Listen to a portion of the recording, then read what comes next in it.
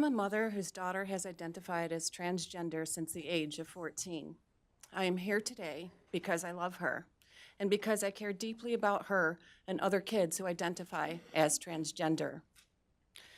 These are young people, like my daughter, who are in turmoil and who are not getting the compassionate care that they need and deserve. I am going to explain to you what happens when parents seek out expert advice to help their transgender identifying children explore their feelings and discomfort with their sex. What is affirmative care? The current standard of treatment promoted by medical and psychological associations is called affirmative care.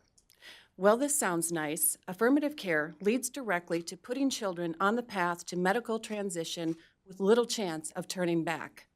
Let me explain to you how this works. If you take your child to a clinic to seek help, affirmative care means the therapist must follow the child's lead. The professionals must accept a child's gender identity. In fact, this is the law in many states. Under conversion therapy bans, questioning a child's gender identity is now illegal.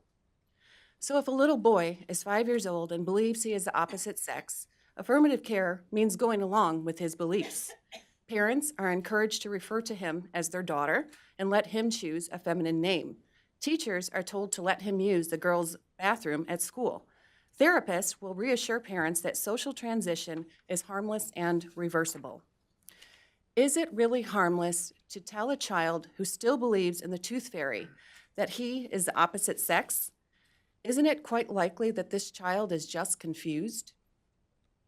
If a 10-year-old girl is uncomfortable with her developing body and suddenly insists she is a boy, affirmative care means blocking this girl's puberty with powerful drugs.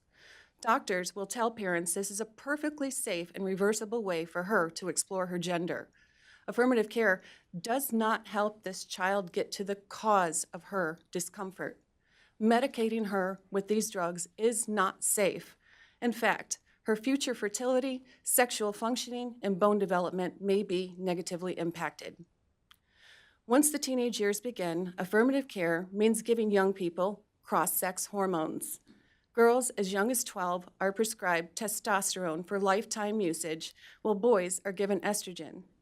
These are serious hormonal treatments that impact brain development, cardiovascular health, and may increase the risk of cancer.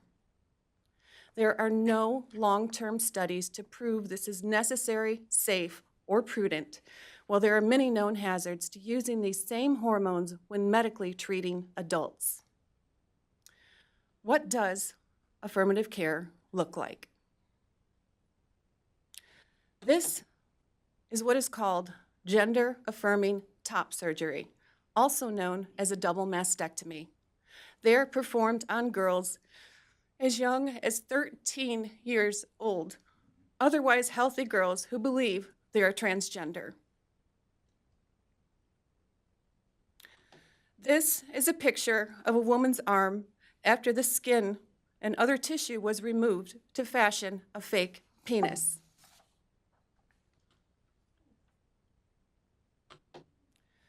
Jazz Jennings is an example of affirmative care. Jazz was born a boy but raised as a girl since the age of 5. He was treated hormonally since age 11. Last year, at the age of 17, Jazz had surgery to remove his penis and create a simulated vagina out of his stomach lining. After surgery, Jazz's wounds began separating and a blood blister began to form. An emergency surgery was performed. According to Jazz's doctor, as I was getting her on the bed, I heard something go pop. When I looked, the whole thing had split open. This is a picture of Jazz's face in pain from these surgical complications. This is a medical experiment on a child that has been playing out on television for the past 12 years. No one knows what might happen next. There are teenage girls undergoing radical hysterectomies in the name of gender identity. It is not acceptable for doctors to remove healthy limbs from children, so why is it acceptable for doctors to remove healthy reproductive organs from children? I am here today not just because I care about children who identify as transgender, but because I also care about their parents and other family members. Parents are doing everything they can to help their kids lead healthy, happy, and fulfilling lives. Yet when parents seek out experts for help, they receive a one-size-fits-all narrative that has no basis in science, common sense, or compassion. The experts tell parents that it is harmful to question their children's beliefs, that they must support their children's medical transition, which includes a lifetime dependence on hormones, and that if parents do not comply, their children will be at higher risk of suicide. These parents are being lied to, as their children are harmed and their families are torn apart. Why not help children learn to love the bodies in which they were born? Isn't that what the body positivity movement is all about? I traveled across the country today to speak here to make a difference. I hope that my trip was not in vain. Transgender identifying children need our compassion and they need our help. They need responsible adults to gently question their beliefs, not blindly affirm them. They need proper therapy and guidance, not drugs and surgeries. And the medical practices that are abusing them need to be shut down. Please speak out for these children. As I stated in the beginning, I am speaking out because I love my daughter. And it is because of her that I know what I have told you today is true. She has been a victim of gender-affirming medical procedures, and I was powerless to stop doctors from harming her. Someday, I hope she will realize that I am advocating for her health and for her future. She has incredible courage, strength, and tenacity, as do many transgender identifying youth. We, as parents of these young people, advocate for our children because we love them. Many of us are going through unimaginable grief because we love them. We are standing together and we will never back down because we love them.